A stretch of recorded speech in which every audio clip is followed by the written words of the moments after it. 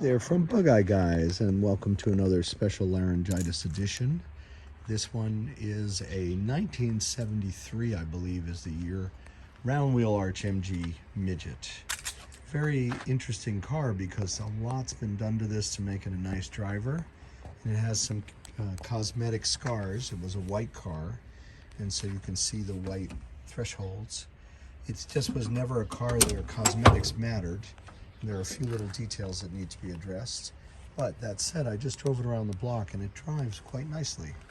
Let me just give you a quick tour. We're not looking to sell this for a very big number. So if you're looking for an entry-level Spridget, I would seriously encourage you to consider this car, especially if you want a car you can tinker with and fix some things as you go. You can see, for example, the grille surround is dinged there, but you know, it kind of goes with the car, but you could certainly play with that and clean it up. You could probably bring this paint up a little bit. It's kind of weathered, but not terrible. And some of the rubber gasketing is, of course, not ideal. But again, the car was not intended to be used that way, nor are we selling it in that way. We're selling it as a great fun driver that's not cosmetically sorted. But mechanically, there's a bunch that it has going for it. Although there are a few things to do, it's actually, I'll show you under the hood, it's a pretty nice driver. The trunk is in good shape. I see that was painted red over the white as well, and there's a spare tire. The bumper overriders have some surface rust, but I bet that will come off. These mini light wheels are a little bit oxidized, but they look really good. And under the hood on this round wheel arch Midget, you can see a nice 1275 engine. It actually runs really well. The oil pressure is excellent. And there's a electronic ignition distributor and a new coil and an alternator. And this is a cross-flow radiator. These don't appear to be the original shocks, which is good. They were rebuilt, I suspect. It doesn't need shocks, so that's good. And the rack boots also look good. So again, a lot has been done here. You have brand new clutch and brake master cylinders. This is the later style. We don't have this in Bugeyeguys. This in the 73 series, you had a dual system, which is nice. And then you have some nicely polished SUs that have gotten a little weathered. Of course, have a electric fuel pump and a cross-flow radiator with a 6-blade fan. And those tend to work quite well for cooling. So I'm very impressed to see what's under the hood.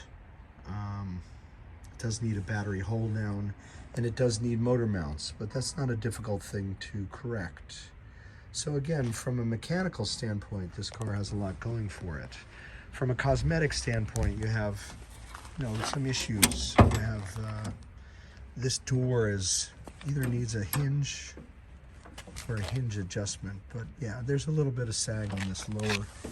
This lower hinge is missing a screw, so it might be stripped. I don't know.